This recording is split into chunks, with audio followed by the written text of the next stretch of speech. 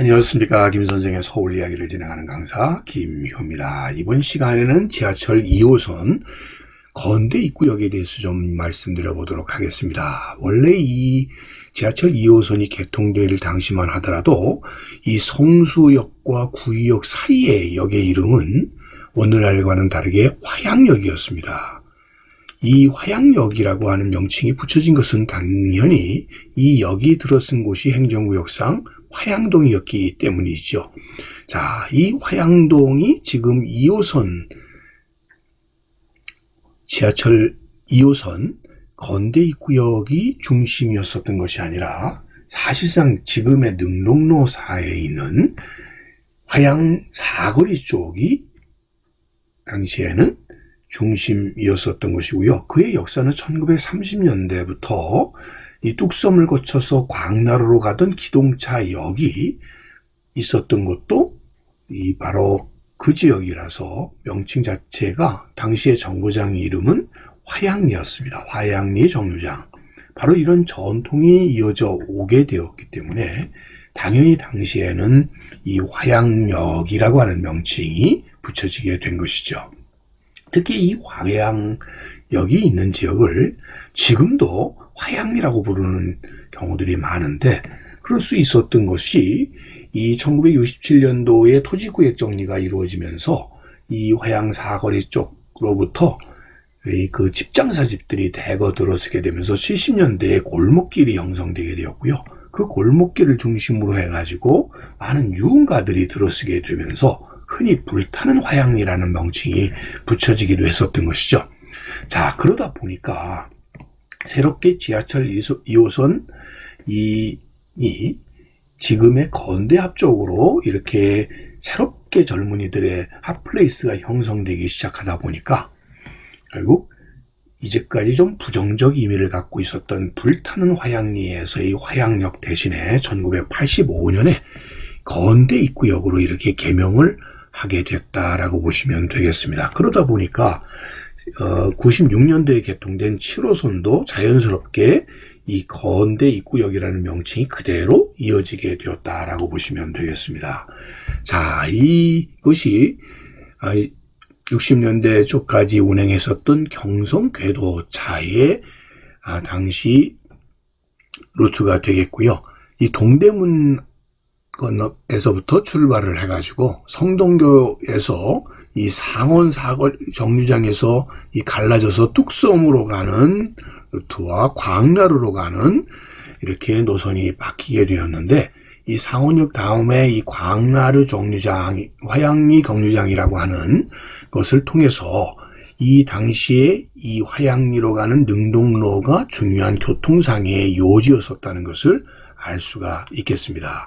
뿐만 아니라 이곳은 일찍이 이 면목, 뚝섬, 건대 일대가 다 조선왕실의 목장이었었고, 이 목장의 중심지가 되는 곳에 화양정이라고 하는 정자가 세종조 때부터 이렇게 있어 오다 보니까 이런 구경의 정자가 있었고 임금님이 행차하시게 되면 머무르는 이런 거처의 역할을 하다 보니까 바로 그런 이 화양정의 명칭이 오늘날의 이 화양동의 지명의 기원이 되게 되었다라고 보시면 되겠습니다.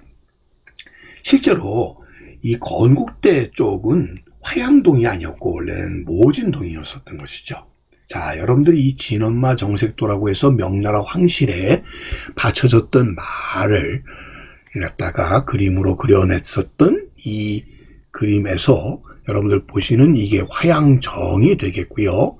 자, 여기에 보이는 다리가 오늘날 살고지 다리가 되겠습니다.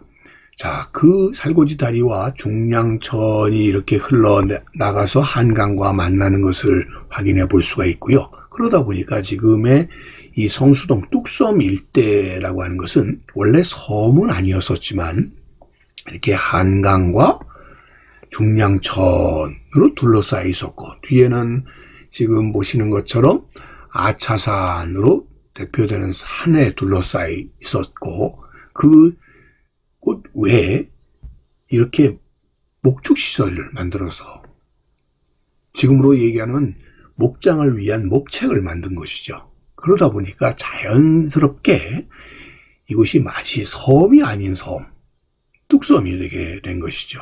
그러다 보니까 이곳은 말을 방목해서 키우기 적당한 지역으로 꼽히게 되었고요. 특히 왕실에서 직영하던 이런 목장이 있었던 곳이 바로 오늘날의 성수동 일대가 되겠고, 그 거점에 이를 시찰로 임금님께서 행차하시게 되면 머물렀었던 화양정이라는 것이 있다 보니까 이것 자체가 오늘날의 지명이 되게 되었던 것이죠. 오늘날 이곳에 쓰여져 있는 많은 지명들, 예를 들어서 자양동 하면은 암말을 키우던 곳이라고 하는 목장의 의미로 순말을 키우는 곳, 암말을 키우는 곳, 이런 웅마장, 자마장 이런 것들이 오늘날의 지명으로 그대로 남게 되었다라고 보시면 되겠습니다. 자, 그러다가 이곳에 쓰여졌었던 모진동이라는 명칭도 오늘날은 화양동으로 바뀌게 되는데, 사실 이 모진동이라는 명칭이 일제강점기에 아주 모진 여자들이 살던 동네라는 의미로 어감 자체도 좋지 않았었기 때문에 지역민들 자체는 이거보다는 화양동으로 바꿨으면 좋겠다라는 얘기들이 벌어지게 되어서 실제로 지금의 이 건국대학교 전체가 모진동에 속해 있었던 것을 다 이렇게 바뀌게 되면서 결국은 화양동이 되게 되었고, 결국 화양동이 건대 입구역으로 바뀌게 되는 이런 빌미가 되었다라고 볼 수가 있겠습니다. 지금 건국대 캠퍼스 내에 있는 일가모라고 하는 이런 인공호가 일찍이 말을 먹이던 인공호였고, 그곳에 빠져 죽은 곳에서 말을 건져서 결국 먹었다라고 하는 그런 말에서부터 나왔던 것이 모진동이 되겠습니다. 자, 그러다 보니까 화양동이라고 하는 것은 지금의 능동로 쪽을 중심으로 나타났었던 하나의 거주 지역이었다, 이렇게 보시면 되겠고, 그곳에 있었던 화양정에서 그 명칭이 이어져 왔다라고 보시면 되겠습니다. 여러분들 아마 기억하실 텐데요, 이 어린이대공원을 흔히 능동 어린이대공원 이렇게 불렀던 기억이 있으실 겁니다.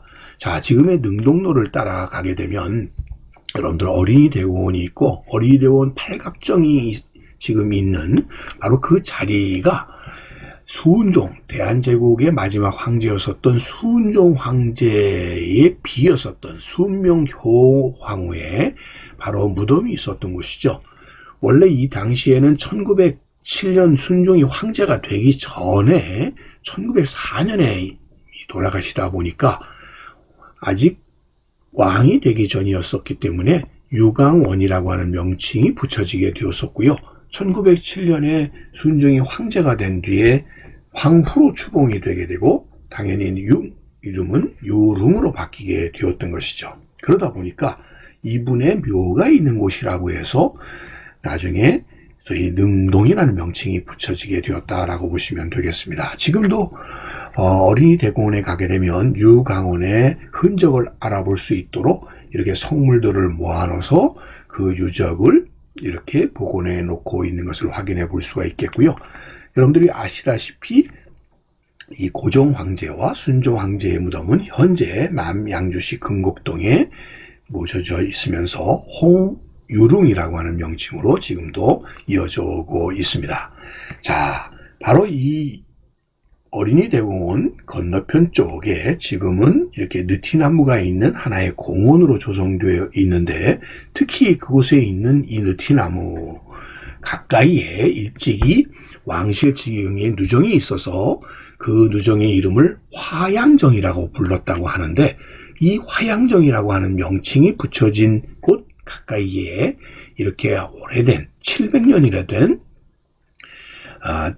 느티나무가 있어서 오늘날에는 이런 중요한 기념물로 이렇게 보호받고 있습니다. 자, 700년이나 넘는 느티나무에 있는 화양정은 원래 그 명칭 자체가 화양정이라고 하는 명칭 자체는 어디서 붙여진 것이냐면 화산, 즉 북한산을 얘기하고, 화양이라고 하는 것은 그곳의 남쪽에 있었다라고 하는 명칭에서부터 이런 정자의 명칭이 붙여져 왔다라고 보시면 되겠습니다. 자, 오늘날은 이런 화양정이라든지 유강원이라든지 이 뚝섬에 있었던 목마장의 이야기, 또 일찍이 궤도차가 서던 화양역의 역사가 결국 지하철 2호선에서도 화양역으로 이렇게 바뀌어졌었던 그러한 이야기들은 다 잊혀져 버리게 되었고요. 모든 것들이 이제는 건대 입구역으로 이렇게 통합되게 되어버리지 않았나 싶습니다. 오늘날은 건대 입구역이 되었던 지하철 2호선 화양역에 대해서 오늘도 꽃밭을 가꾸는 김 선생이 말씀드렸습니다.